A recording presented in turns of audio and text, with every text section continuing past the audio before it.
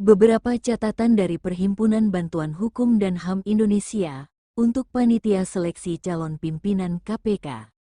Setidaknya ada 2 komisioner dan 1 deputi di internal KPK yang bermasalah dan wajib untuk dicoret oleh panitia seleksi KPK.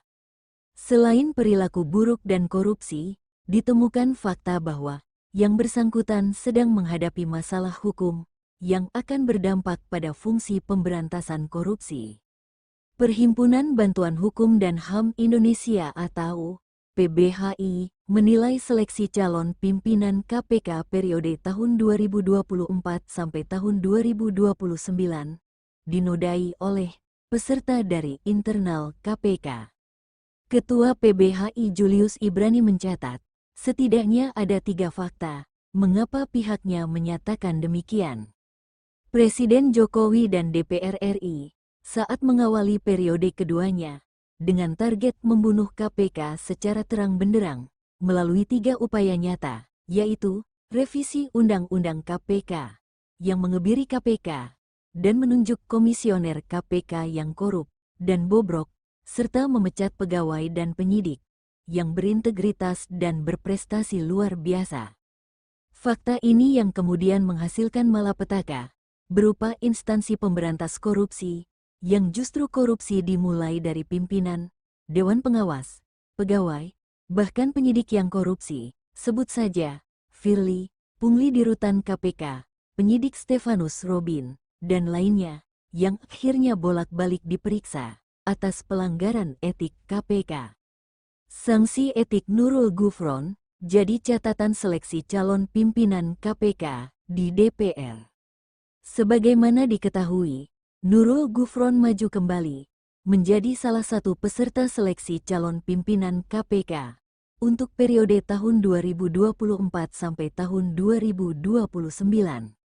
Wakil Ketua Komisi 3 DPR RI, Ahmad Sahroni mengatakan, putusan pelanggaran kode etik terhadap Wakil Ketua KPK Nurul Gufron bakal menjadi catatan bagi pihaknya dalam seleksi calon pimpinan KPK.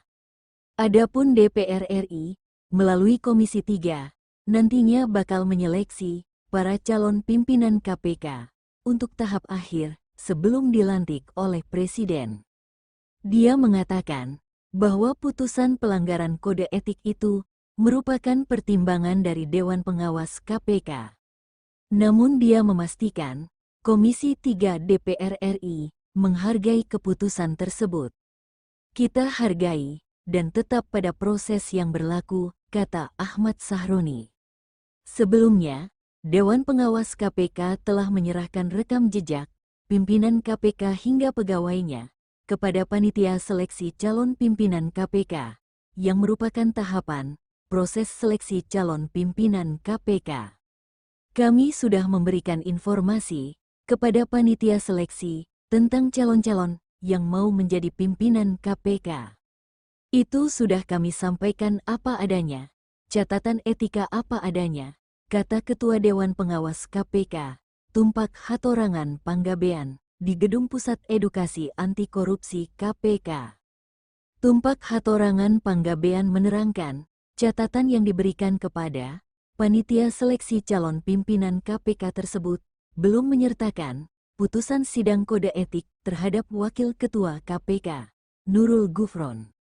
Karena pada saat itu, Dewan Pengawas KPK menerima perintah penundaan pembacaan putusan sidang kode etik oleh Pengadilan Tata Usaha Negara, PT-UN. Lebih lanjut, Tumpak mengatakan Dewan Pengawas KPK tidak berencana memperbaharui catatan rekam jejak yang diberikan kepada panitia seleksi calon pimpinan KPK, meski saat ini telah ada putusan terkait kode etik tersebut. Semua sudah tahu, jadi tidak perlu disusulkan lagi.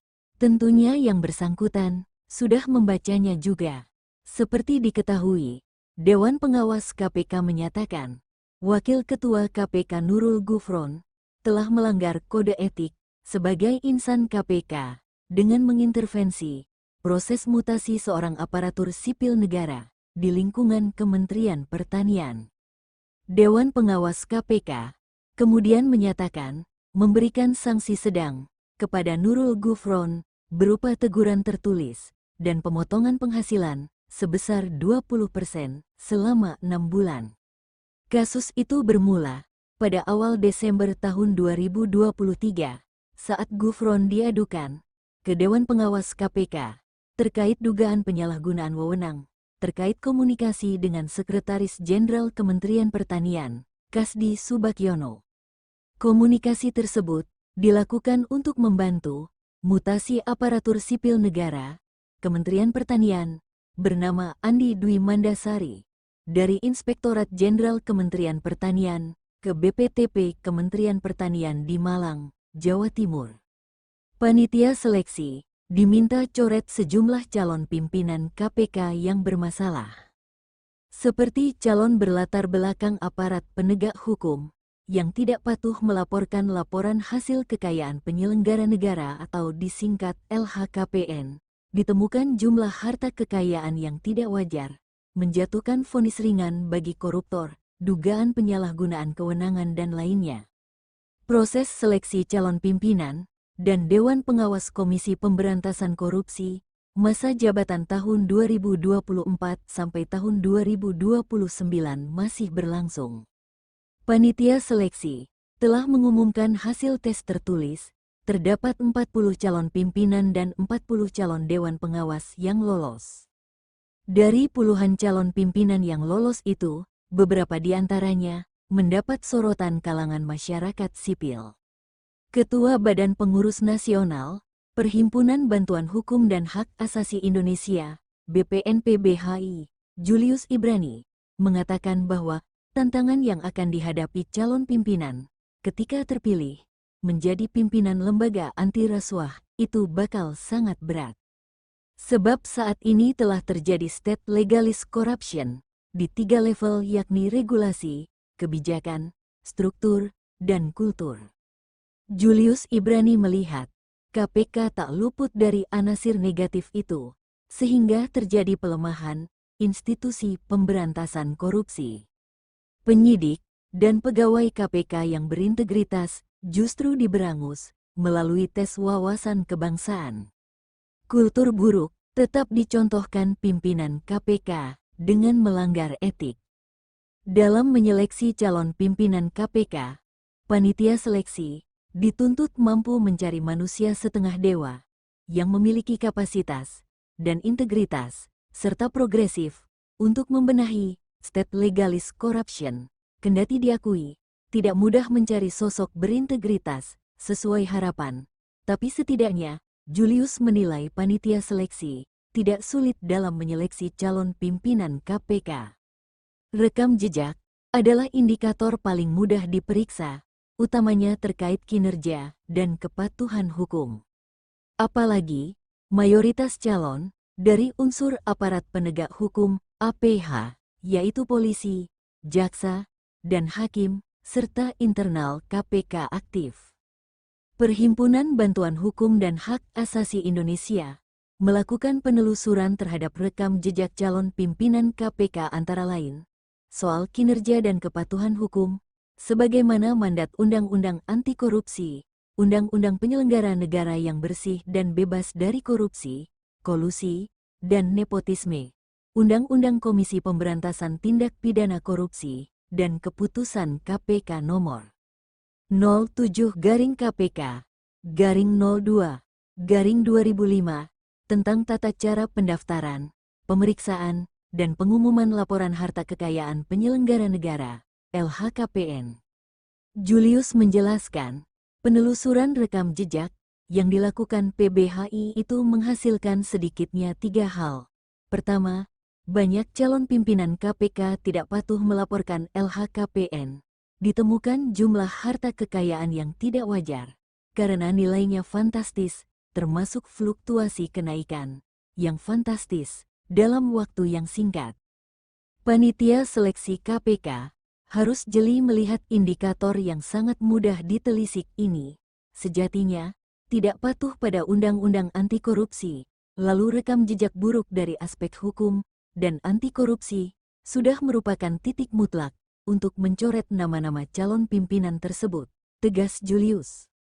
Beberapa calon pimpinan KPK berlatar belakang anggota Polri yang patut dicermati panitia seleksi karena tidak patuh aturan, seperti pelaporan LHKPN, antara lain Irjen Pol RZ Pancaputra Simanjuntak, Sekretaris Utama Lemhanas, Ex-Kapolda Sumut, Kombes Pol Dadang Herli Saputra, dosen Universitas Sultan Ageng Tirtayasa Irjen Pol Sang Made Mahendra Jaya, PJ Gubernur Bali, Irjen Pol Joko Purwanto, Kapolda Kalimantan Tengah. Kemudian, Irjen Pol Didi Agung Wijanarko, Deputi pada bidang koordinasi dan supervisi di KPK, Brigjen Pol Rahmat Setiadi, Wakil Kapolda Kalimantan Tengah, Irjen Pol Setio Budianto, Itjen Kementerian Pertanian, Kombes Pol Miuwarzi, Kepala Bidang Pemberantasan dan Intelijen BNN Provinsi Aceh, Komjen Pol Agung Setia Imam Effendi, Sekretaris Utama Badan Intelijen Negara. Penelusuran PBHI menemukan beberapa calon pimpinan KPK dari unsur jaksa yang patut disorot panitia seleksi KPK, yakni Andi Herman, Sekretaris Jampitsus Kejaksaan Agung, dan Fitroh Roh Cahyanto, Jaksa Fungsional Jampitsus Kejaksaan Agung. Berikutnya, Harli Siregar, Kapus Penkum Kejaksaan Agung, dan Sugeng Purnomo, Kepala Kejaksaan Negeri Samarinda tahun 2010 sampai tahun 2011. Terakhir, calon pimpinan KPK berlatar belakang hakim. PBHI mencatat beberapa orang yakni Minanur Rahman, Panitera Muda Perkara Mahkamah Agung, Hakim Pengadilan Tipikor Tanjung Karang Mei tahun 2017, Ibnu Basuki Widodo, Hakim Pemilah Perkara Pidana Khusus Mahkamah Agung, Hakim Pengadilan Tipikor Jakarta Pusat Oktober tahun 2014. Selanjutnya, Albertus Usada, Hakim Tinggi pada Pengadilan Tinggi Kalimantan Timur, dan Rios Rahmanto, Hakim di Pengadilan Tipikor Pengadilan Negeri Jakarta Pusat.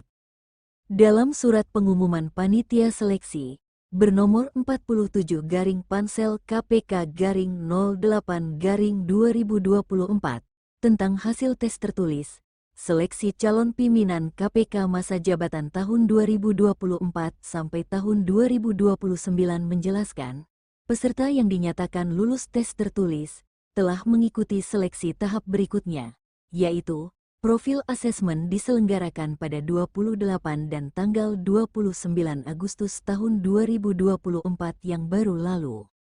Hasil profil asesmen telah diumumkan tanggal 10 September tahun 2024 melalui laman Kementerian Sekretariat Negara www.setnek.go.id dan Komisi Pemberantasan Korupsi www.kpk.go.id. Peserta yang tidak hadir mengikuti profil asesmen dinyatakan gugur dan tidak berhak mengikuti tahapan seleksi berikutnya. Begitu kutipan sebagian surat pengumuman panitia seleksi KPK yang diteken Ketua Panitia Seleksi Muhammad Yusuf Ateh. Sebelumnya, sebanyak 40 calon pimpinan dan 40 orang calon Dewan Pengawas KPK yang menjalani asesmen di Gedung Pusat Pendidikan dan Pelatihan Sekretariat Negara, Pusdiklat Setnek, Jakarta Selatan. Para peserta menjalani asesmen secara bersamaan di satu ruangan. Asesmen tersebut telah digelar pada 28 sampai 29 Agustus tahun 2024, dimulai pukul 7 pukul 18 waktu Indonesia Barat dan terbagi dalam beberapa sesi. Dari jumlah peserta profil asesmen tersebut yang dinyatakan lulus, masing-masing untuk calon pimpinan, ada 20 orang dan Dewan Pengawas ada 20 orang.